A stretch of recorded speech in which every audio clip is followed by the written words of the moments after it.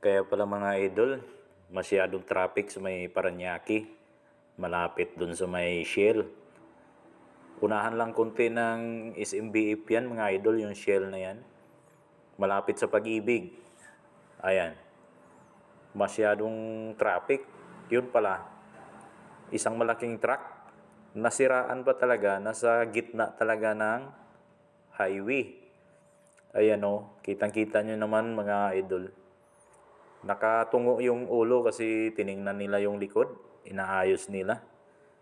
Chimpo pa talaga na nasa ano talaga siya, intersection sa may tapat ng Shell ng Paranaque. Oh.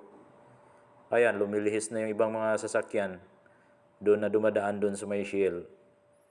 At dyan, nag-a-assist ngayon yung ano ng taga-Shell dyan, ina-assist nila para makalusot at hindi abala yung mga ibang sasakyan.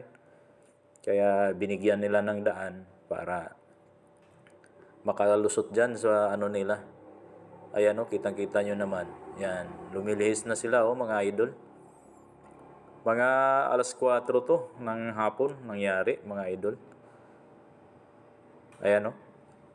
Galing kasi ako ng Pag-ibig. Paglabas ko, sobrang traffic na. Kaya pala, ganyan pala yung nangyari. Nasiraan yung close van na malaking truck to. Yung butterfly na van, butterfly ito. Yung bumubukas yung gilid. Ayan o. Gumawa na lang ng daanan yung mga ibang driver para, hindi talaga makadaan. Nasa gitna talaga, chimpong-chimpo na nasa gitna.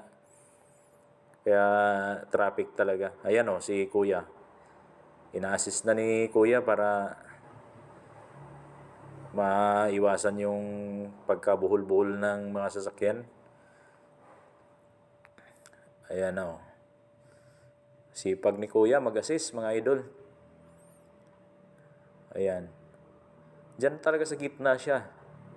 Ayan, pawis na si Kuya mga idol. Pawis na si Kuya. Grabing init pa naman ng mga oras na yan mga idol.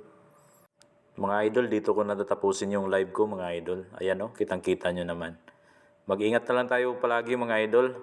Ride safe always mga idol. Ingat.